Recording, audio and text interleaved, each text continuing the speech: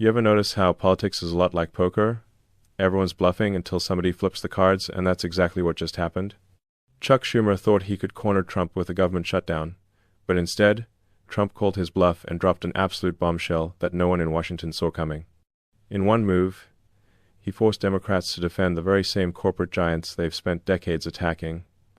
And while that chaos exploded in D.C., another meltdown was already underway in New York. Just days after Mamdani's big win, his so-called progressive revolution is collapsing faster than the city's tax base, sending nervous investors, families, and billionaires on private jets straight to Florida, where real estate prices are skyrocketing overnight. It's a tale of two implosions, Schumer's political gamble and Mamdani's economic disaster, and they both reveal the same thing. When leaders build their power on illusion, reality eventually catches up. So today, we're breaking down how Trump's latest move didn't just shift the balance of power, it exposed the truth about what's really driving America's next big transformation. Let me paint you a picture of how we got here, because the setup matters. The government's been shut down. Actually, it became the longest shutdown in the nation's history. Now, shutdowns aren't new.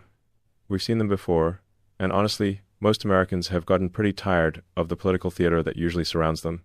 But this one's different, because buried in the middle of all the usual partisan squabbling is something that most people weren't paying attention to until recently.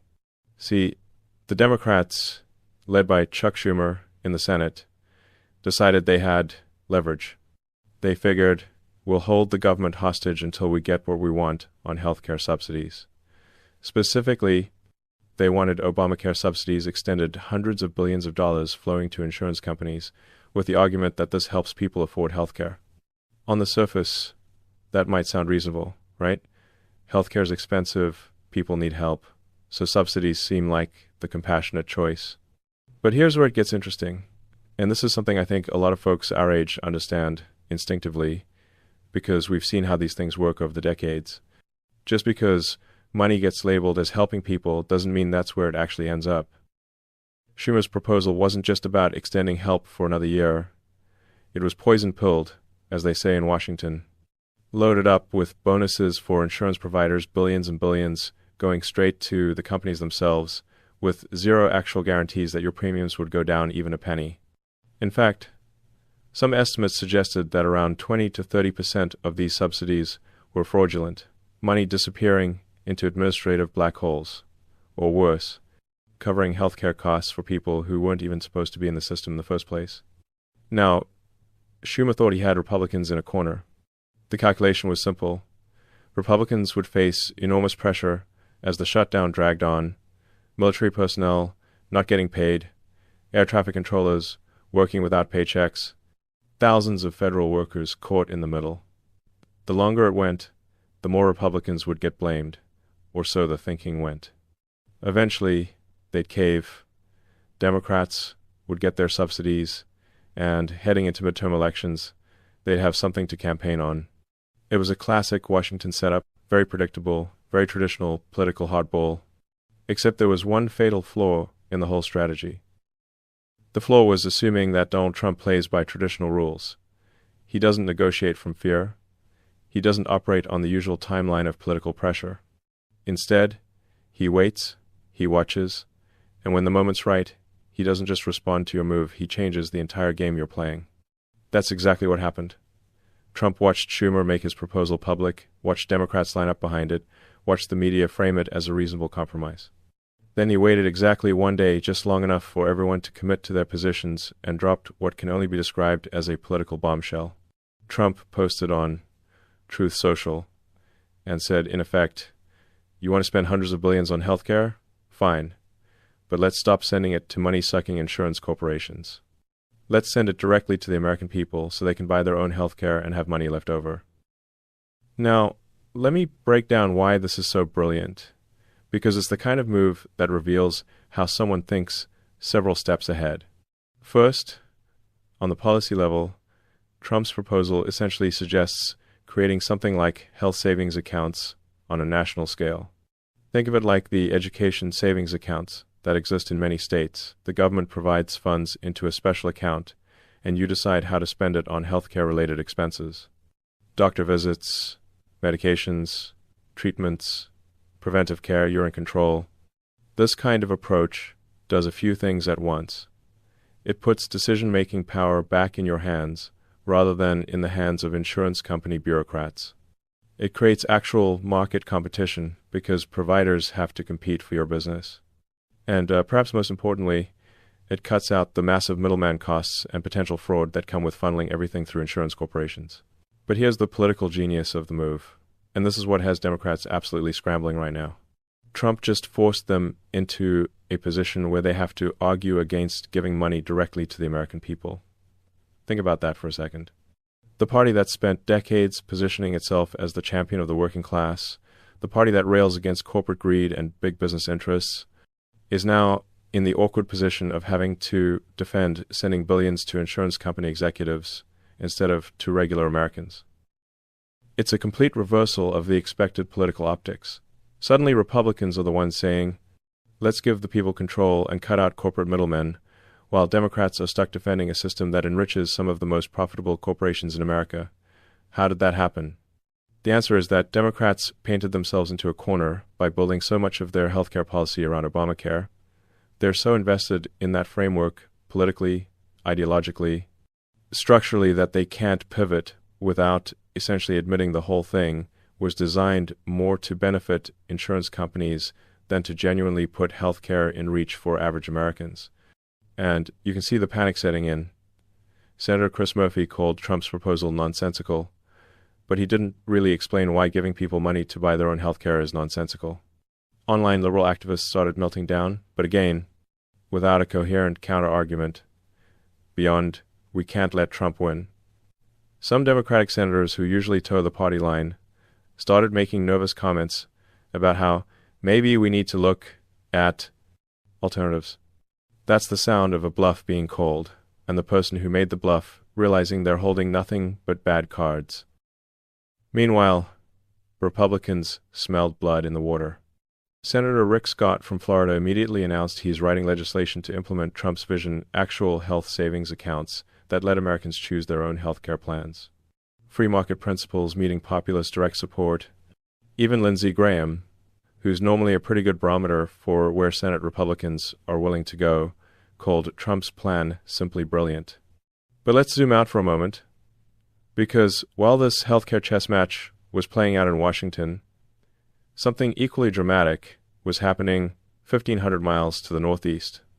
And these two stories, Trump outmaneuvering Schumer and what's happening in New York, they're actually two sides of the same coin. You've heard about Zoran Mamdani winning the New York City mayor's race recently. Progressive candidate ran on a platform of equity, free programs, social justice, the whole package. Media called it a new chapter for the city. Supporters were ecstatic. The champagne was flowing on election night. And then the champagne kept flowing and flowing. Literally, within 72 hours of winning, the scandals started piling up faster than Manhattan real estate listings.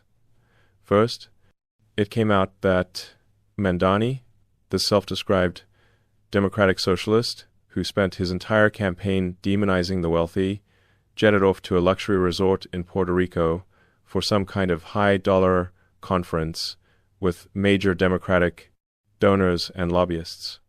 The guy who promised to give away free stuff to working people immediately went to party with political insiders at a place where rooms probably cost more per night than what many of his supporters make in a week. The hypocrisy was so thick you could cut it with a knife. But it got worse. Mamdani announced his transition team made a big show of it being all women, which the media dutifully praised as historic.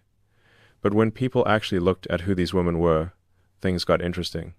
The co-chair turned out to be someone deeply connected to what some call dark money networks, with ties going back to the most establishment Democratic circles you can imagine. This was supposed to be the guy who was going to disrupt the establishment, drain the local swamp, bring fresh voices to City Hall. Instead, he was filling his administration with the exact same recycled political operatives from previous failed administrations, people from the de Blasio era, the Bloomberg years, Biden's Washington, the same cast of characters who'd presided over New York's decline, just with new titles. And then Mamdani turned around and asked his supporters for money after winning. after the election was over. He sent out fundraising appeals asking people to help fund his transition, even though transitions are fully paid for by state funds. The guy who promised free everything immediately started asking the people who voted for him to pay up. You can't make this stuff up. And the speed of it all, the whiplash between election night promises and week one reality, it created something interesting. It crystallized doubt. Even among people who voted for him, you started hearing this question, wait, did we just get played? But the political fallout was just the beginning, because Mamdani's win, and more importantly his immediate betrayal of the image he'd campaigned on, triggered something else entirely, something measurable, something you could track in real time. People started leaving. Not metaphorically, literally. They started booking flights, calling moving companies, and most tellingly, calling real estate agents in Florida. Now, we're not talking about a few folks here and there deciding to retire somewhere warm. We're talking about a surge, a wave of wealthy and even middle-class New Yorkers suddenly deciding that maybe they'd rather not stick around to see how this experiment turns out. Private jet booking services reported a spike of somewhere between 40 and 50% in flight requests from New York to Florida in the first couple days after Mamdani's win. 40 to 50% increase, that's not normal fluctuation, that's people fleeing. And where were they going? Mostly Palm Beach, areas near Mar-a-Lago, Boca Raton, Fort Lauderdale, Miami, places where the governor has spent years building a reputation for competence, low taxes, and respect for personal freedom, places that stayed open during times when New York was locked down, places that have become symbols of an alternative approach to governance. One Miami real estate developer reported signing over $100 million in contracts from nervous New Yorkers in just a few months, doubling what they'd done the entire previous year. Properties that normally would sit on the market through Thanksgiving were entering contracts within days. The Florida real estate market didn't just heat up, it caught fire. And here's the twist that nobody saw coming. It wasn't even New Yorkers buying most of these properties yet, it was Floridians. Local investors and residents rushing in to purchase luxury waterfront properties before the expected wave of New York refugees arrived and drove prices through the roof.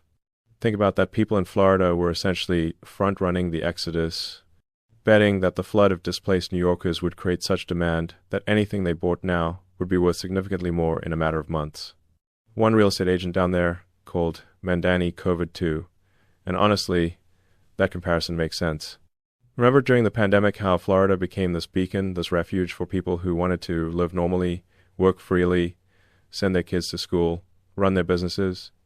Millions of people discovered that there was an alternative to the lockdown, restrictive approach taken by places like New York and California. Florida became a symbol of something bigger than just a state. It became a symbol of choice, of trust in people to make their own decisions.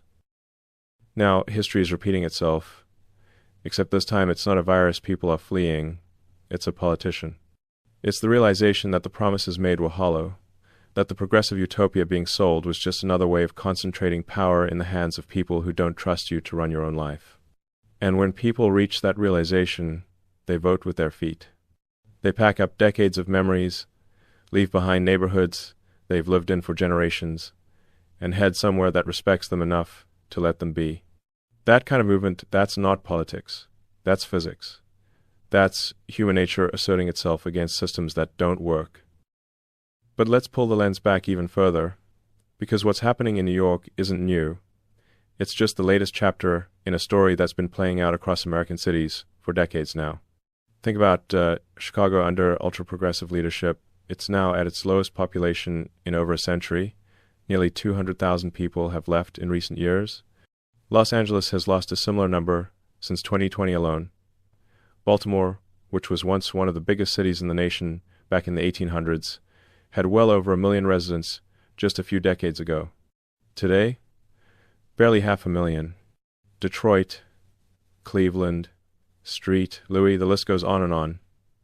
There's even a term for it now, urbanization. The slow death of American cities under monopolistic political control that prioritizes ideology over results, symbolism over solutions, and the pattern is always the same. Promise the world, deliver bureaucracy, raise taxes to fund programs that don't work, blame everyone else when things fall apart, drive out the productive people who are funding everything, watch the tax base collapse, repeat. It's unsustainable. and deep down, everyone knows it. These cities are built on a model that can't last. They require an ever-growing base of productive residents to fund an ever-growing list of programs and promises. But when you make it expensive, dangerous, or just plain frustrating to live somewhere, people leave. And when they leave, the math stops working. Some people call it the death of the American city, and in a sense, they're right. But maybe what's actually dying isn't the concept of cities, it's a particular kind of city. The kind built on control rather than trust. The kind where bureaucrats decide what's best for you rather than letting you decide for yourself. The kind where political machines perpetuate themselves regardless of whether they're actually improving anyone's life. And here's where our two stories, Trump versus Schumer and Mamdani's New York collapse, really come together into one bigger picture. What Trump just did with his healthcare proposal isn't just about healthcare. It's about trust. It's about saying, I trust you to make better decisions about your own medical care than some insurance company executive looking at a spreadsheet. That's a fundamentally different philosophy from what Schumer was offering, which essentially says, we'll send money to experts and corporations, and they'll take care of you, don't worry about the details. One approach treats you like an adult capable of making informed choices. The other treats you like a child who needs to be managed by people who supposedly know better. And that philosophical divide, trust versus control, that's the same divide that's driving people out of New York and into Florida. It's the same reason why working-class voters and independents flipped for Trump in such big numbers in 2024. These aren't Republicans in the traditional sense. Many of them voted for Obama twice. They're not ideological, they're practical. They just want a government that works for them instead of lecturing them. But here's what Schumer missed, and what Mamdani is learning the hard way. When you build your entire political identity around controlling things, around being the smartest people in the room who have all the answers, you can never admit that maybe your answers aren't working. You can never pivot, never adjust, never say we got this wrong. Because if you do, the entire house of cards collapses. Schumer spent years defending Obamacare as the solution to healthcare. So when Trump offers an alternative that's actually more populist, more direct, more empowering, Schumer can't say, hey, that's a good idea. He's trapped by his own rhetoric. Mamdani spent months promising to shake up the establishment, but he can't actually do it because he needs that establishment to govern. He needs the donors, the consultants, the bureaucrats who know how the system works. So he ends up becoming the very thing he campaigned against, and doing it so quickly that even his supporters feel betrayed. Both men made the same mistake. They confused control with competence. Contrast that with what we're seeing from Trump and from leaders like DeSantis in Florida. They're not promising to control everything. They're promising to remove obstacles and let people build their own lives. They're not claiming to have all the answers. They're claiming that you have the right to find your own answers. And weirdly enough, that message of trust is incredibly powerful right now, especially with people who've seen enough political promises come and go to know that the most dangerous ones are those that sound too good to be true. Think about Trump's other recent moves along these same lines. He ordered the Justice Department to investigate large meatpacking corporations for allegedly colluding to drive up food prices. He floated the idea of 50-year mortgages to help young people afford homes by lowering monthly payments. These aren't traditional conservative policies, they're populist interventions designed to address real costs that real people are feeling in their daily lives. The genius of this approach, from a pure strategy standpoint, is that it puts Democrats in an impossible position. They've spent so long positioning themselves as the party of the working class that when Republicans actually propose working class policies, Democrats either have to support them, which means Trump wins, or oppose them, which makes them look like they're defending corporate interests over regular people. It's a realignment that's been building for years, but it's accelerating now. The old categories of left and right don't quite fit anymore. Instead, we're seeing a divide between people who trust citizens to make their own choices and people who think experts and institutions should make those choices for them. Between people who think the system can be reformed to work for everyone and people who think the system is working exactly as intended for insiders. And when you look at Tuesday's elections through that lens, some interesting patterns emerge. Republicans showed up in strong numbers, absolutely. But Trump's 2024 coalition, which included huge numbers of working-class voters, Latino voters, young men, disaffected independents, a lot of them either stayed home or even drifted back toward Democrats in these recent local races. Why? Because they felt like the promises made to them were being forgotten. They felt like Trump was spending more time and energy on Middle East policy than on Middle America. They felt like their economic struggles, the cost of groceries, the cost of gas, the cost of health care, weren't being treated as priorities. That's the wake-up call that Tuesday's results delivered. And it appears Trump got the message loud and clear. Because everything he's done since the healthcare bombshell, the meat investigation, the mortgage proposal, it's all targeted directly at those exact concerns. It's a pivot back to the America First, kitchen table economics that built the coalition in the first place. This is why the shutdown, ironically, might turn out to be the best thing that could have happened for Trump politically. It gave him a stage to reframe the entire conversation around trust, around who's fighting for regular people versus who's fighting for corporate interests and political machines. And every day the shutdown continues, with Schumer stubbornly defending insurance company subsidies. It reinforces that frame. Every day Mamdani's in the news for another tone-deaf move or luxury getaway. It reinforces the broader narrative that progressive leadership is performative rather than practical. Now, I know what some of you might be thinking. This all sounds great in theory, but what does it actually mean for me? How does any of this affect my life? Fair question. Let me bring it down to earth. If Trump's health savings account proposal actually becomes law, you could potentially have more control over your healthcare spending and more options for how you receive care. Instead of being locked into whatever plan your insurance company offers, you'd have funds you could direct toward the doctors, treatments, and approaches that actually work for you.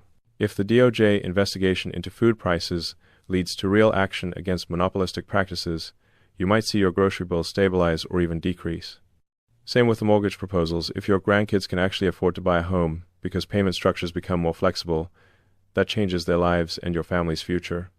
And if the trend of people fleeing mismanaged cities continues, we might see a broader transformation in how America organizes itself. Not everyone packed into massive urban centers controlled by political machines, but spread out into smaller, more responsive communities where your voice actually matters and your vote counts for something. Some people are calling this vision freedom cities, new communities built around the principles of innovation, choice, and personal responsibility rather than bureaucratic control.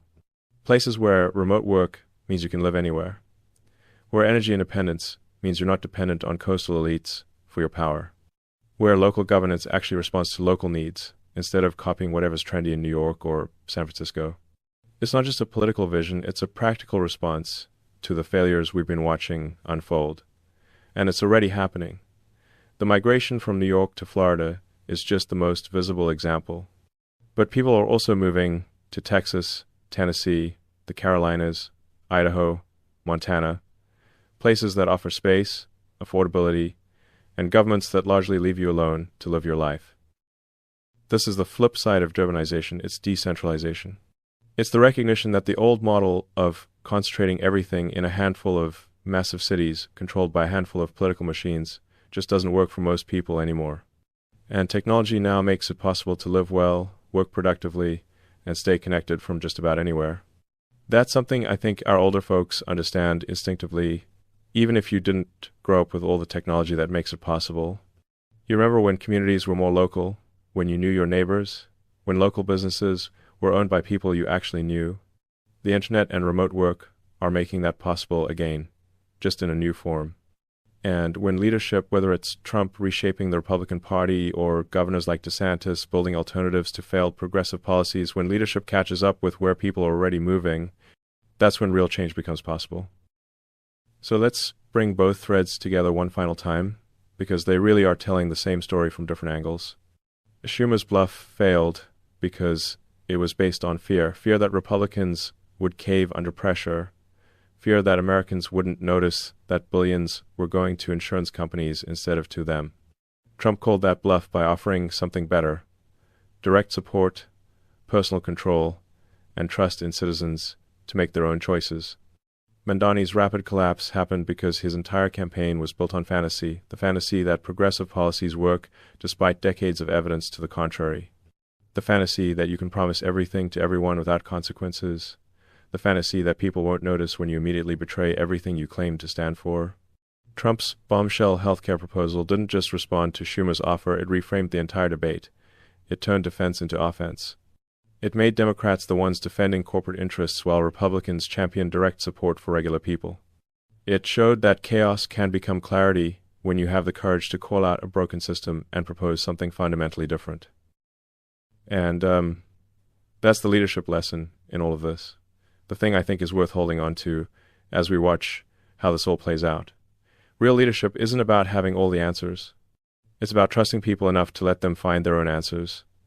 It's about removing obstacles rather than creating dependencies. It's about results instead of rhetoric. The movement, we're seeing people fleeing failed cities, voters rejecting establishment candidates, citizens demanding governments that actually work for them. It's not partisan. It's not left or right in the traditional sense. It's a rejection of incompetence dressed up as expertise. It's a rejection of control disguised as compassion. If you want to know where America's headed, just follow where trust and people are moving. Follow where families feel safe, where businesses can thrive, where communities function without being micromanaged from distant capitals. Follow where leaders say, I trust you instead of I'll take care of you. That's the future taking shape right now, in real time, in the decisions of millions of individual people who are simply choosing to live somewhere that respects them. Schumer and Mamdani represent the old model, the one that's collapsing under its own weight. Trump's latest move represents something different. I bet that Americans, given the choice and the resources, will make better decisions for themselves than any government bureaucrat or corporate executive ever could. We're watching a realignment happen. The question isn't whether it will continue, it will. The question is whether political leadership will recognize it and adapt, or whether they'll keep doubling down on approaches that have already failed, losing more trust in more people with every passing year. As for me, I'm optimistic. I've seen enough to know that when the American people decide they've had enough of something, they change it. Sometimes it takes a while. Sometimes it's messy. But it happens. And right now, the momentum is shifting toward trusting people, toward letting communities flourish, toward leadership that serves rather than controls.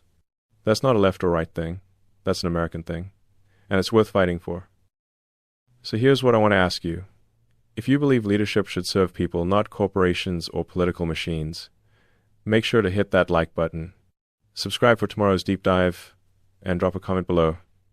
Do you think Democrats will double down, or finally admit they've been outplayed? I read every comment, and I genuinely want to know what you're thinking as all of this unfolds. Because at the end of the day, this isn't really about Trump or Schumer or Mamdani or any individual politician. It's about whether we're going to have a country where people are trusted to run their own lives, or one where every decision gets made by someone in a distant office who's never walked in your shoes.